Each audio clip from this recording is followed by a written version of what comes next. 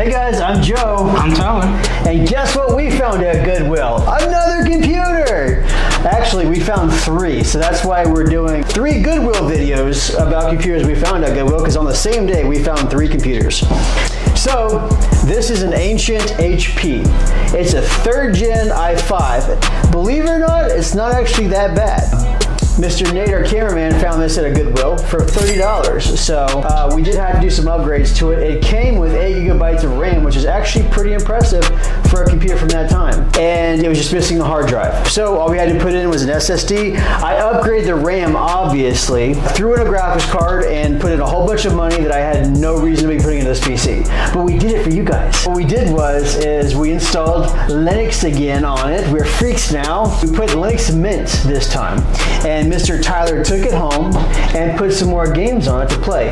And since he struggled last time to play some games, we decided to give him a little bit more of an upgrade with the graphics card. And we put in a graphics card that is way too powerful for this machine, but we still did it anyways. It's an RX 6400 4GB GPU.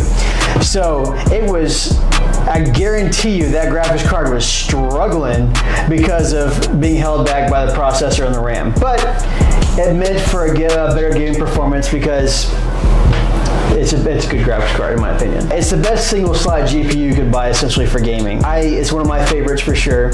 We installed Linux Mint. We upgraded the RAM to 16 gigs. 512 gigabytes, I wish there was an M.2, but no, it's just a SATA 2.5-inch drive. And then the RX 6400 4GB. And remember, the i5 from 3rd gen, it has 4 core and 4 threads. So, I mean, it's kind of equivalent to like maybe an i3 from like 8th or 9th gen, maybe, somewhere in that range. But it's still okay, especially if you put a very light operating system on it. This could probably handle Windows 10 okay.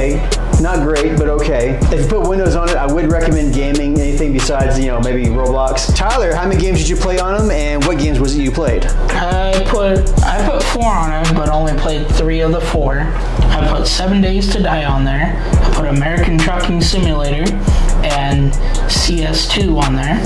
But I also put War Thunder. War Thunder was a struggle, so that's why I didn't play it.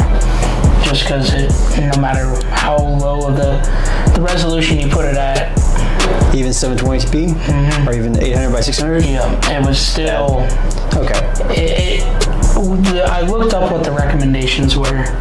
It was higher, huh? It was higher. Okay. Like a lot of these games recommend the minimum way higher than this, but 3 of them ran perfectly. I played all day long.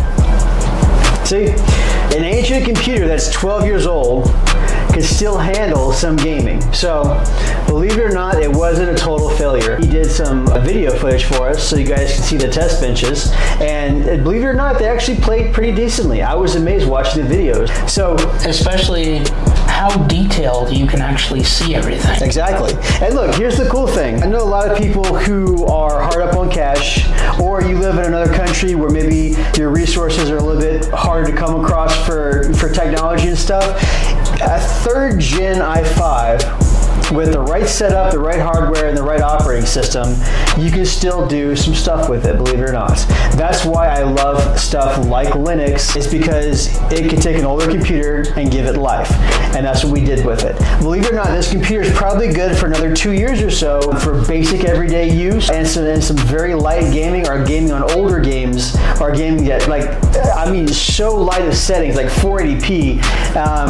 And again, you're gonna have to check the specs of the games, because there are some games that it will not run on, period, because it's just not, it's just too here's old. The kicker though, if you want to download Windows 8, it does have a DVD drive, so you can play your old retro gaming on it. Yeah, so if you find a Windows 8 CD from 12 years ago that doesn't come with security updates and can get hacked and all kinds of stuff, listen to Mr. Tyler here. Otherwise, put Linux on it, okay? Linux Mint, it's free. You don't have to pay for it. He's a crazy man. Now, if you were going to keep it offline, put whatever version of Windows you want, and then you're safe, because you'd be playing CD games maybe. But if you want to do anything online with it, I would highly recommend putting Linux on it.